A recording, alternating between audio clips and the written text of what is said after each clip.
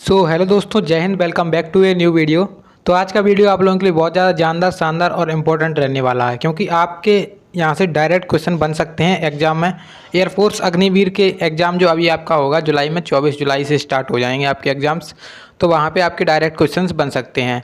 यहाँ पे देखिए, हम लोग सबसे पहले तो आज हम उठा रहे हैं अपना हिस्ट्री।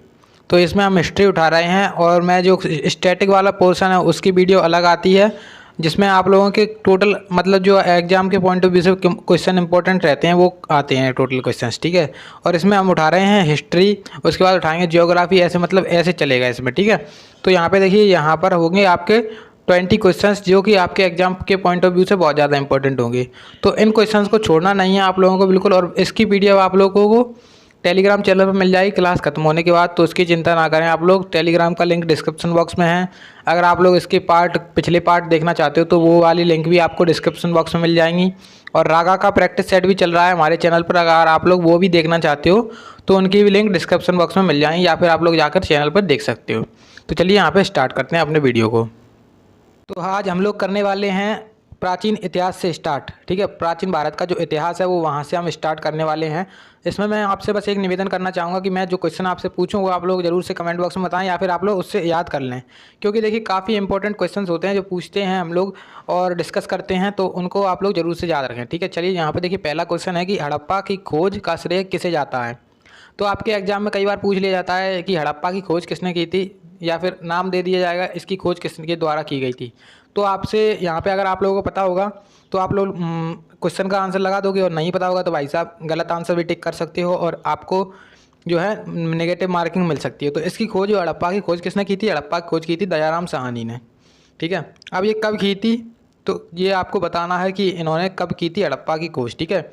चलिए अब देखिए, यहाँ पर अगला क्वेश्चन है, सेकंड क्वेश्चन आ चुका है कि हड़प्पा का स्थल है किस नदी के तट पर अवस्थित है। तो ये क्वेश्चन पूछा गया था, हड़प्पा का स्थल किस नदी के तट पर स्थित है। तो यहाँ पे देखिए ऑप्शन है सरस्वती नदी, या फिर सिंधु नदी, या फिर ब्यास नदी, या फिर जो रावी नदी है वो। तो यहाँ पे इसका आंसर क्या हो जाएगा? इसका आंसर हो जाएगा रावी नदी। तो हड़प्पा जो है, हड़प्पा का स्थल है रावी नदी के किनारे पर। देखिए अब मैंने यहाँ पर कुछ जो है ना, सभी जो इंपॉर्टेंट स्थल हैं वो उनकी नदियों के किनारे लिखे हुए हैं। हमें अभी अगले क्वेश्चन में आ जाएंगे, ठीक है। चलिए अब देखिए, यहाँ पे अगला है कि सिंधु घाटी सभ्यता की लिपि कौन सी है। तो सिंधु घाटी सभ्यता में जो लिपि थी वो थी भाव चित्रात्मक, यानी कि जैसे आपको भाव व्यक्त कर, चित्र प्रदर्शित करके वहाँ पे आपको लिपि होती थी, ठीक है। तो ये इसका आंसर हो जाएगा भाव चित्रात्मक। एग्जाम के पॉइंट ऑफ व्यू से इंपॉर्टेंट है कि लिपि कौन सी थी सिंधु घाटी सभ्यता की। तो इसका आंसर हो गया भाव चित्रात्मक। चलिए अब देखिए, यहाँ पर अगला क्वेश्चन है कि अगले क्वेश्चन में बोल रहे हैं कि सैंधव सभ्यता के महान स्नानागार कहाँ से प्राप्त हुए हैं। आप इसको स्विमिंग पूल्स बोल सकते हो। तो सिंधु घाटी सभ्यता जो थी उसमें स्विमिंग पूल्स बने थे, काफ़ी ज़्यादा एडवांस सभ्यता थी सिंधु घाटी सभ्यता। तो ये कहाँ से मिले हैं? तो सिंधु घाटी सभ्यता में जो अपने स्नानागार मिले हैं, यानी कि स्विमिंग पूल्स मिले हैं, तो वो मिले हैं मोहनजोदड़ो से। अब मोहनजोदड़ो किस नदी के किनारे पर है ये आप लोग बताएंगे कमेंट बॉक्स में, ठीक है। चलिए अब देखिए, यहाँ पे अगला क्वेश्चन आ चुका है। अगले क्वेश्चन बोल रहे हैं निम्नलिखित में से कौन सा हड़प्पावासी स्थल गुजरात में स्थित है। तो देखिए, एक क्वेश्चन यहाँ से अगर पूछा जाएगा हिस्ट्री से, तो यहाँ से भी आ सकता है, आपके वेदों से भी आ सकता है। और इसमें अगर पूछा जाता है तो यही पूछा जाता है कि कौन सा स्थल किस नदी के किनारे पर स्थित है, या फिर किस राज्य में स्थित है। तो यहाँ से देखिए हो जाएगा ये गुजरात में है। गुजरात में कहाँ पर है? गुजरात में कौन सा है? तो गुजरात में है अपना लोथल। ऑप्शन नंबर डी यहाँ पे राइट आंसर हो गया, लोथल गुजरात में, ठीक है। इसको याद रखना। चलिए अब देखिए, यहाँ पे अगला क्वेश्चन आ चुका है कि मोहनजोदड़ो को किस एक अन्य नाम से भी जाना जाता है। तो इसका आंसर पहले से मैंने टिक कर दिया है कि इसका आंसर क्या है? मृतकों का टीला, यानी कि जो मोहनजोदड़ो है उसे मृतकों के टीले के नाम से भी जाना जाता है। तो ये क्वेश्चन काफ़ी इंपॉर्टेंट बन जाता है, क्योंकि देखिए ये क्वेश्चन आ चुका है पिछली कुछ एग्जाम्स में, और कुछ प्रैक्टिस सेट्स में भी आ चुका है ये क्वेश्चन। तो मैंने यहाँ पे आपके लिए लिखा हुआ है कि मोहनजोदड़ो को मृतकों का टीला भी कहा जाता है। चलिए अब देखिए, यहाँ पर अगर आप लोगों को वीडियो अच्छी लग रही हो तो प्लीज़ वीडियो को लाइक जरूर करना, ठीक है। तो देखिए, यहाँ पे अगला क्वेश्चन है कि प्रसिद्ध कांस्य नर्तकी किस स्थान से प्राप्त हुई है। जो कांस्य की नर्तकी की प्रतिमा थी वो आपको किस स्थान से प्राप्त हुई है वो आपको बताना है।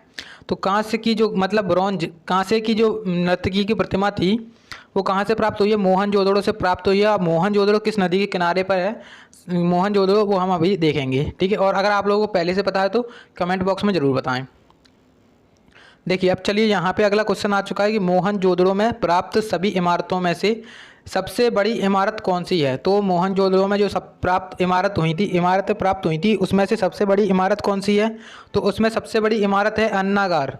तो अन्नागार, यहाँ पे देखिए ये क्वेश्चन ज़्यादा इंपॉर्टेंट नहीं है, लेकिन यहाँ पे ये वाला क्वेश्चन जो अगला आ रहा है वो वाला इंपॉर्टेंट है। ये वाला क्वेश्चन क्या है? कालीबंगा कहाँ पर स्थित है? तो कालीबंगा है अपना कहाँ पर स्थित, आप लोग बता सकते हो कमेंट बॉक्स में। तो इसका आंसर क्या हो जाएगा? कालीबंगा अपना है राजस्थान में, ठीक है। अभी राजस्थान में वर्तमान में ये कहाँ पर है? तो राजस्थान में बताएं आप लोग वर्तमान में कहाँ पर, कमेंट बॉक्स में। चलिए अब देखिए यहाँ पे अगला क्वेश्चन आ चुका है 10 नंबर का।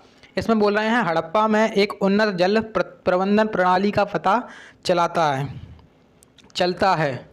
सॉरी, यहाँ पे देखिए गलत टाइप हो गया है, लेकिन यहाँ पे बोल रहे हैं हड़प्पा में एक उन्नत जल प्रबंधन प्रणाली थी, उसका पता हमें कहाँ से पता चलता, मतलब कहाँ पे जल प्रबंधन प्रणाली थी, एक अच्छी जल प्रबंधन प्रणाली थी। तो हड़प्पा में जो धोलावीरा है, धोलावीरा, उससे हमें पता चलता है कि एक अच्छी जल प्रबंधन प्रणाली थी। जल को स्टोर करके उन्होंने काफ़ी अच्छी व्यवस्था की हुई थी स्टोर करने के लिए जल को, ठीक है। अब देखिए धौलावीरा अभी कहाँ पर स्थित है वर्तमान में? तो ये आप लोग जरूर कमेंट बॉक्स में बताएं। चलिए अब देखिए यहाँ पे अगला क्वेश्चन है कि सिंधु घाटी सभ्यता का पत्तन नगर था। सिंधु घाटी सभ्यता का पत्तन नगर कौन सा था? तो सिंधु घाटी सभ्यता का जो पत्तन नगर था वो लोथल था, और लोथल मैंने अभी आपको बता ही दिया है कि लोथल है अपनी वर्तमान में गुजरात में। अब गुजरात में ये कहाँ है ये आप लोग फाइंड कर लेना, ठीक है। चलिए अब देखिए यहाँ पे आ चुके हैं, मैंने जो अभी आपसे क्वेश्चन पूछे थे, तो यहाँ पे क्वेश्चन आ चुके हैं कि नदी इनको मिलाना है, और नदी और इनके जो स्थल हैं वो यहाँ पे साफ साफ दिए गए हैं। तो देखिए यहाँ पे मोहनजोदड़ो का किस नदी के किनारे पर? रावी या फिर सिंधु या फिर भोगवा या फिर घग्गर। और हड़प्पा किस नदी के किनारे? रावी या फिर सिंधु या फिर भोगवा या फिर घग्गर। तो यहाँ पे 4 ऑप्शन आपको दिए गए हैं, तो 4 ऑप्शंस दिए गए हैं। तो अभी हम ऊपर देख चुके हैं कि हड़प्पा हमारा किस नदी के किनारे पे है। तो हड़प्पा जो है हमारा किस नदी के किनारे पे है? सिंधु नदी के किनारे, सॉरी यहाँ पे हड़प्पा रावी नदी के किनारे पर है। तो रावी नदी के, यानी कि जो सेकंड नंबर का ऑप्शन है बी के स्थान पर आएगा अपना 1, बी के सामने आएगा अपना 1। तो यहाँ पर बी के सामने किस में 1 है? एक तो ये वाला चला गया और एक ये वाला चला गया। आप इसको ऑप्शन एलिमिनेशन भी कर सकते हो, लेकिन मैं तो यही कहूँगा कि आप लोग इसको याद कर लें कि कौन सा स्थान कहाँ पर स्थित है, ठीक है, किस नदी के किनारे पर स्थित है। तो मोहनजोदड़ो, हड़प्पा हो गया अपना रावी के किनारे पर स्थित, और मोहनजोदड़ो कहाँ पर है? तो मोहनजोदड़ो है सिंधु के किनारे पर स्थित। तो ये हो गया इस प्रकार से क्रॉस। उसके बाद देखिए यहाँ पर लोथल कहाँ पर, किस नदी के किनारे पर? तो लोथल है अपना भोगवा नदी के किनारे पर, और कालीबंगा है अपना घग्गर नदी के किनारे पर, ठीक है। अब यहाँ पे जो ऑप्शन बनता है तो क्या बनता है? क्रॉस ऑप्शन बन रहे हैं, मतलब या ऐसे और ऐसे। तो यहाँ पे देखिए ऐसे ये वाला ऑप्शन और ये वाला ऑप्शन, ये वाला ऑप्शन सही आंसर हो जाएगा। इसका राइट आंसर ऑप्शन नंबर यहाँ पे बी हो जाएगा, ठीक है। चलिए अब देखिए यहाँ पे मैंने जो अभी वर्तमान में स्थित हैं उनके बारे में लिखा हुआ है कि वर्तमान में कहाँ पर कौन सा स्थित है, ठीक है। और यहाँ पे इनको मिलाना है, हमें इसकी सूची को मिलाना है कि वर्तमान में कौन सी चीज़ कहाँ पर स्थित है। तो यहाँ पे देखिए पहले तो आपके ऑप्शन से हैं कि हड़प्पा वर्तमान में कहाँ पर स्थित है? मरकान पाकिस्तान ईरान सीमा पर, या फिर लरकाना सिंध पाकिस्तान, या फिर हरियाणा, या फिर गुजरात। देखिए हमें अगर जैसे पता भी नहीं है कि हमें वर्तमान में कौन सी चीज़ कहाँ पर स्थित है, तो हमें 1-2 चीज़ तो पता होगी कम से कम, कि एक दो चीज़ भी नहीं पता होगी। तो लोथल जैसे हमें पता है तो हम उसको ऑप्शन से एलिमिनेट कर देंगे सारे ऑप्शन। तो लोथल होता है अपना गुजरात में। तो मतलब जो सी है वहाँ पे आएगा सामने 4। अब सी में किसके सामने 4 दिख रहा है? ये वाला चला गया, ये वाला चला गया। तो मतलब ऑप्शन नंबर हमारा सेकंड आंसर सही हो गया, यानी कि जो अपना मोहनजोदड़ो है वो कहाँ पर है? लरकाना सिंध पाकिस्तान में है, ठीक है। अब जो अपना सुतकांगेडोर है, सुतकांगेडोर कहाँ पर है? तो सुतकांगेडोर है अपना मकराना तट पर, और पाकिस्तान और ईरान की जो सीमा है वहाँ पर है सुतकांगेडोर, ठीक है। तो इसका आंसर हो जाएगा यहाँ पर ये क्रॉस हो जाएगा। उसके बाद जो लोथल है अपना, वो लोथल गुजरात में है, और बनावली कहाँ पर है? हरियाणा में। तो इसको याद रखें, काफ़ी इंपॉर्टेंट है क्योंकि एग्जाम में पूछ लिया जाएगा। अब चलिए यहाँ पे आ चुके हैं हमारे वेद। तो वेद इंपॉर्टेंट हैं, तो सबसे पहले तो हम लिखेंगे यहाँ पे वेद काल की जानकारी का प्रमुख स्रोत क्या है?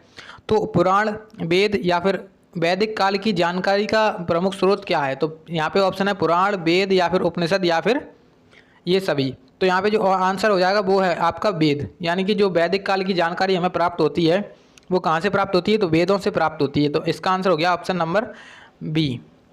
देखिए अब यहाँ पे लिखा है कि सबसे प्राचीनतम वेद कौन सा है, तो सबसे प्राचीनतम जो वेद है वो है अपना ऋग्वेद, ऑप्शन नंबर ए, यानी कि ऋग्वेद सबसे प्राचीनतम वेद है। ये क्वेश्चंस काफ़ी इजी होते हैं और ये पूछ लिए जाते हैं, क्योंकि एयरफोर्स कुछ ज़्यादा टफ नहीं पूछता है क्वेश्चंस को, लेकिन कभी कभार क्या होता है जो अपनी युद्ध होते हैं, युद्ध जैसे हिस्ट्री में युद्ध पूछे जाते हैं, जैसे पानीपत का युद्ध हो गया, ये सभी युद्ध होते हैं जो वो पूछ लिए जाते हैं, तो कई बार टफ हो जाता है, लेकिन कई बार क्या है काफ़ी सरल पूछ लेता है एयरफोर्स, ठीक है। तो देखिए यहाँ पर अगला आ चुका है क्वेश्चन कि गायत्री मंत्र का उल्लेख किस वेद में मिलता है या फिर किस वेद में किया गया है। तो गायत्री मंत्र का उल्लेख किस वेद में किया गया है, अगर आप लोगों को पता है तो ज़रूर से कमेंट बॉक्स में बताएं, क्योंकि यहाँ पर जब आप लोग एक बार लिख देते हो कोई चीज़ बिना देखे तो वो आप लोग कभी नहीं भूलते हो, ठीक है। इसलिए मैं बोलता हूँ कि कमेंट बॉक्स में ज़रूर बताएं, और कोई भी अगर आप लोगों को डाउट होते हैं तो कमेंट बॉक्स में ज़रूर पूछ लिया करें, तो मैं आपके क्लियर कर देता हूँ वहीं के वहीं, ठीक है। अब देखिए गायत्री मंत्र का उल्लेख किस वेद में किया गया है, तो ऋग्वेद में किया गया है गायत्री मंत्र का उल्लेख। अब देखिए यहाँ पर अगला क्वेश्चन है कि ऋग्वेद में इंद्र को किस देवता के रूप में जाना गया है। अगर आप लोग कोई भी टीवी सीरियल्स वगैरह देखते होंगे, पुराने जो देवताओं के आते हैं, तो वहाँ पर आपको वैसे ही पता चल जाता है कि इंद्र देवता होते हैं जो वर्षा कराते हैं। तो इसका आंसर हो जाएगा ऋग्वेद में जो इंद्र देवता है उन्हें वर्षा के देवता के रूप में बनाया गया है, ठीक है। अब देखिए यहाँ पे अगला है कि अगले क्वेश्चन बोल रहे हैं निम्नलिखित में से किस नदी को ऋग्वेद में माते तमा, देवी तमा एवं नदी तमा से संबोधित किया गया। मतलब किस नदी को माते तमा, देवी तमा या फिर और नदी तमा तीनों नाम से संबोधित किया गया है। तो यहाँ पे आंसर हो जाएगा आपका सरस्वती नदी पर। तो सरस्वती नदी को यहाँ पे इन्होंने किया है माते तमा या फिर देवी तमा या फिर नदी तमा। इसको याद कर लेना, काफ़ी इंपॉर्टेंट हो जाता है, क्योंकि पूछ लिया जाए कि नदी तमा किस नदी को कहते हैं तो आपको याद होगा अगर एक बार, तो आप लोग लगा दोगे, नहीं याद होगा तो नहीं लगा पाओगे, ठीक है। चलिए अब देखिए यहाँ पे अगला क्वेश्चन आ चुका है कि कौन सा वेद मूलतः कर्मकांड प्रधान ग्रंथ है। तो कौन सा वेद मूलतः कर्मकांड प्रधान ग्रंथ है, तो यहाँ पे 4 ऑप्शन हैं आपके पास, ऋग्वेद, सामवेद, यजुर्वेद और अथर्ववेद। तो यहाँ पे आपका आंसर क्या हो जाएगा, तो यहाँ पे आपका आंसर हो जाएगा यजुर्वेद, ठीक है। तो ऑप्शन नंबर सी इसका राइट आंसर हो गया। अब देखिए यहाँ पर कर्मकांड शब्द दिया गया है, तो कर्मकांड शब्द के बारे में आप लोग मुझे बताएं कमेंट बॉक्स में कि ये क्या होता है कर्मकांड, ठीक है।